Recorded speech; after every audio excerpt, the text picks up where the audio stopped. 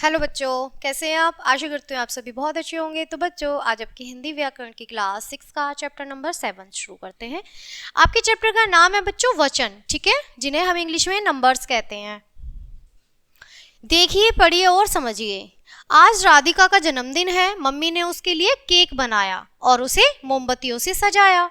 उसकी सहेलियों ने गुब्बारे व झालरों से घर को सजाया है। उसके दादाजी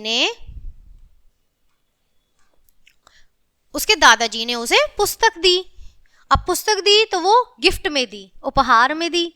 चलिए, आप देख रहे हैं मोमबत्तियां, पुस्तक, सहेलियों, गुब्बारों, झालरों, घर, केक, ये सब क्या है? रंगीन शब्द है।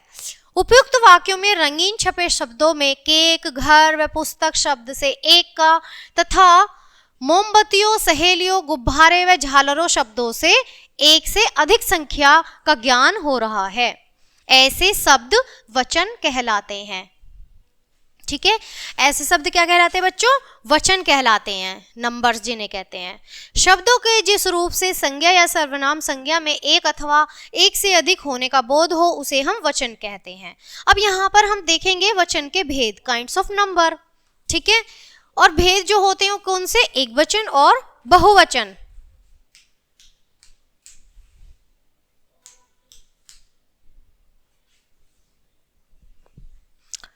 अब एक वचन, जिस शब्द से किसी एक वस्तु या व्यक्ति का बोध हो उसे एक वचन कहते हैं, जैसे तोता, महिला, घोड़ा, लड़का आदि। और बहुवचन से जिस शब्द से दो या दो से अधिक वस्तुओं या व्यक्तियों का बोध हो उसे बहुवचन कहते हैं, जैसे तोते, महिलाएं, घोड़े, लड़के आदि।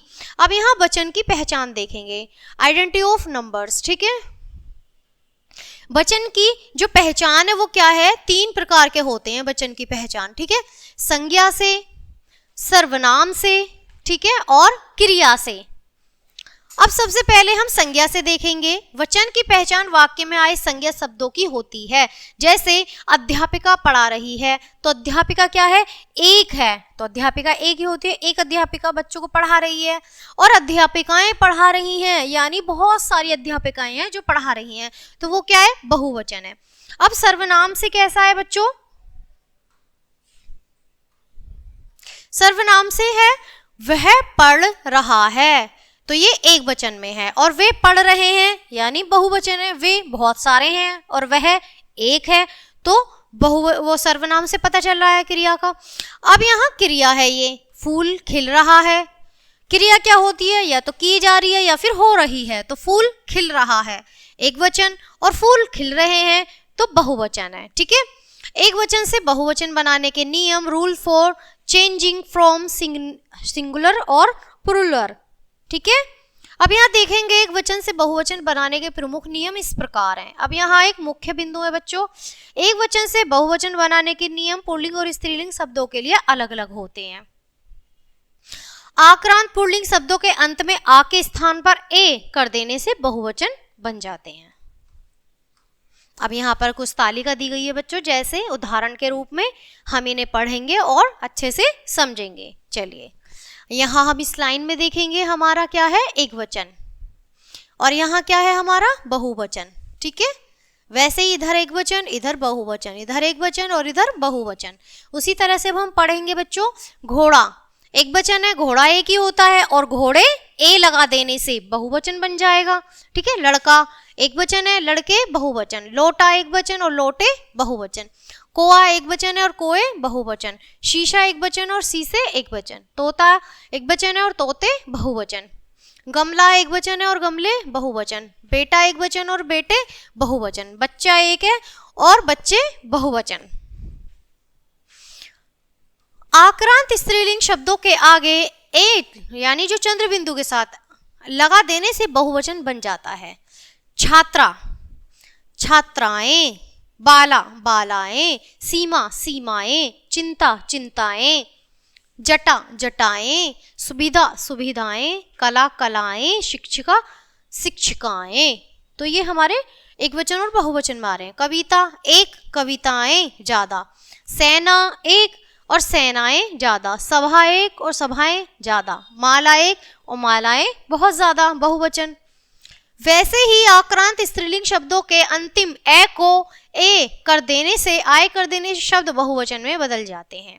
ठीक है, जैसे रात रातें, खाट खाटें, गाय गायें, सड़क सड़कें, बात बातें, पुस्तक पुस्तकें, भैंस भैंसें, बहन बहनें, आंख आंखें, कलम कलमें, पेंसिल पेंसिलें और मेज मेजें। चलिए आगे देखेंगे बच्चों।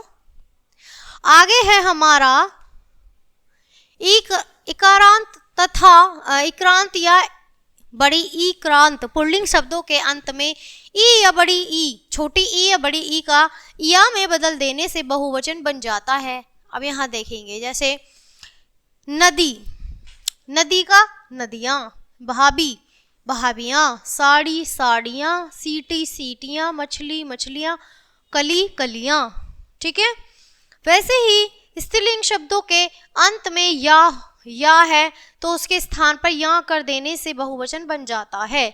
अब या और या में क्या चंद्र बिंदु का फर्क आ रहा है, आप देख सकते हैं। ठीक है, स्त्रीलिंग कैसे बनेगा? अब ये गुड़िया गुड़ियाएं, स्त्रीलिंग दिख रहा है लेकिन नंबर्स में गुड़िया एक है और गुड़ियाएं बहुत ज्यादा है।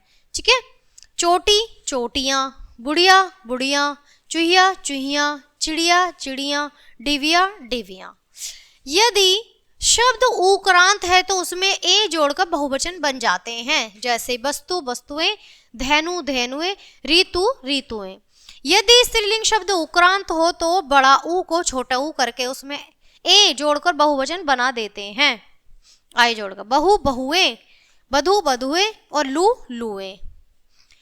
वृद्ध वर्ग जन लोग गण आदि शब्द जोड़कर भी बहुवचन बनाए जाते हैं, जैसे नेता नेतागण, गुरु गुरुजन, मजदूर मजदूर वर्ग, आप लोग, अध्यापक अध्यापक, वृद्ध विद्यार्थी विद्यार्थी गण।